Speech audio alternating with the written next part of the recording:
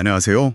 오늘은 여러분께서 보내주신 달빛교회 설교 영상, 실패 이야기, 은혜의 시작, 4, 반석, 실패 위에 흐르다. 이걸 좀 같이 보려고 합니다. 네, 그 민수기 20장에 나오는 모세의 이야기죠. 맞아요. 지도자 모세의 그 유명한 실패에 대한 이야기인데요. 이 설교가 인간의 실패, 그리고 하나님의 은혜, 이 두 가지 길을 어떻게 보여주는지, 네, 그렇죠. 그 대비가 분명하죠. 그리고 그게 오늘 여러분께 어떤 의미가 있을지 좀 깊이 들여다보겠습니다. 설교에서 강조하는 내용들, 또 우리가 느낄 수 있는 점들, 삶에 적용할 지점들, 이런 걸 중심으로 한번 풀어가 보죠. 네, 이 설교는 그 40년 광야 생활 거의 막바지잖아요. 가데스에서 또 물이 없으니까 백성들이 막 불평을 해요.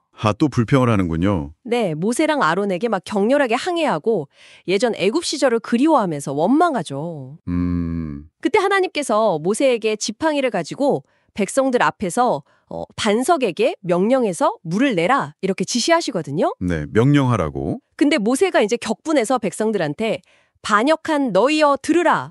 우리가 너희를 위하여 이 반석에서 물을 내랴. 이렇게 소리치고는 우리가 낸다고? 네. 그리고 지팡이로 반석을 그냥 2번 쳐버리죠. 어휴, 물은 기적적으로 나오긴 했습니다. 나왔는데 하나님께서는 모세와 아론이 하나님을 믿지 않았고 또 당신의 거룩함을 드러내지 않았다.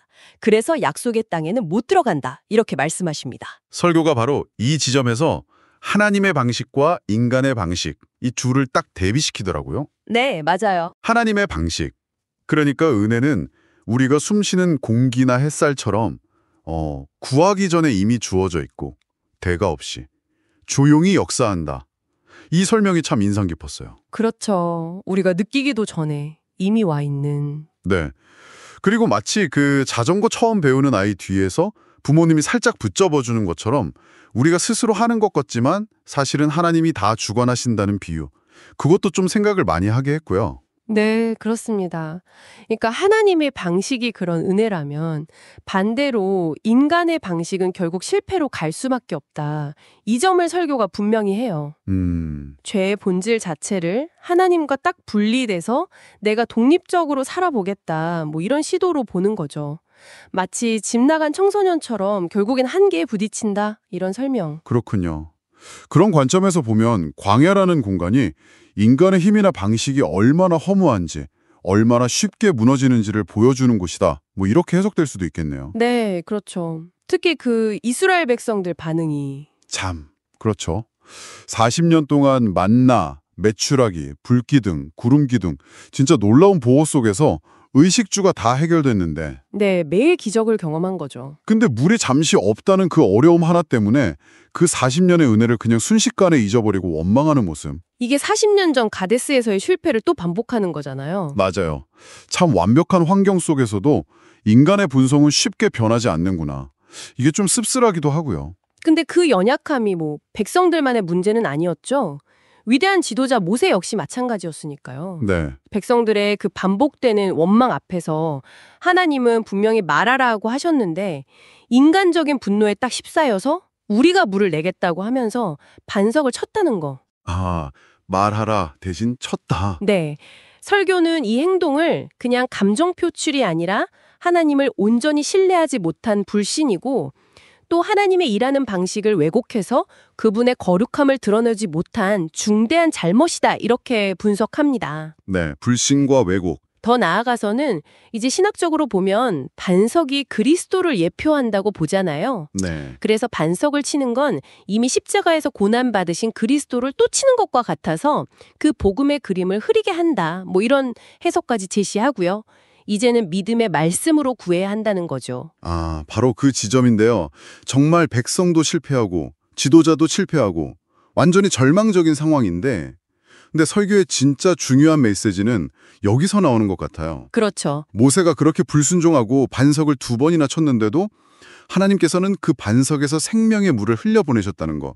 이게 정말 놀랍지 않나요? 맞습니다. 이 부분이 설교의 진짜 핵심이고 클라이맥스죠. 네. 하나님의 은혜 그리고 생명 공급은 인간의 순종이나 실패 여부와는 상관없이 그냥 그분의 주권적인 뜻에 따라 주어진다.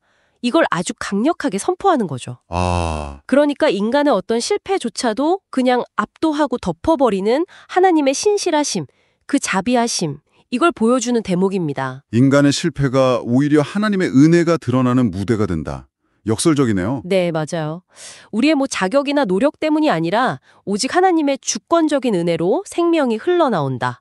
이걸 보여주는 거죠. 저도 설교 들으면서 그 40년 기적을 잇는 이스라엘 모습이나 또 한순간에 무너진 모세 모습에서 제 모습을 좀 발견하게 되더라고요. 네, 우리 모습이죠. 우리도 살면서 받은 은혜가 얼마나 많아요. 근데 사소한 어려움 하나 때문에 쉽게 잊어버리고 또 내 힘으로 어떻게든 해보려다가 넘어지고 그렇죠. 그래서 그 실패에도 불구하고 결국 물이 흘러나왔다는 사실 자체가 굉장히 큰 위로 또 소망으로 다가왔어요.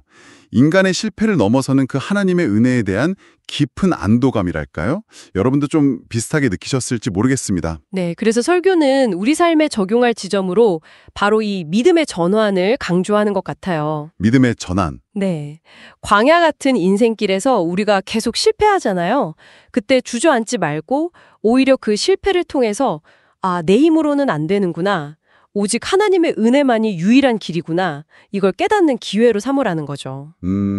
기회로. 우리의 기대를 내가 더 잘해야지 하는 나에게 두는 게 아니라 우리가 넘어진 바로 그 순간에도 변함없이 생수를 주시는 그 반석, 신실하신 그리스도께 두어야 한다. 이게 핵심 메시지인 것 같습니다. 오늘 달빛교회 설교를 같이 보면서 우리는 인간의 실패가 얼마나 보편적이고 또 깊은 문제인지, 하지만 그 실패를 업도하는 하나님의 은혜는 정말 비교할 수 없이 더 크다는 것을 함께 확인했습니다. 네. 모세의 실패 이야기가 그냥 과거의 어떤 기록이 아니라 오늘 우리의 연약함 속에서도 여전히 굳건히 서 계시는 그 반석, 그리스도를 바라보게 하는 깊은 사랑의 이야기로 다가오는 것 같습니다. 네, 그래서 마지막으로 이런 질문을 한번 던져봅니다, 여러분께.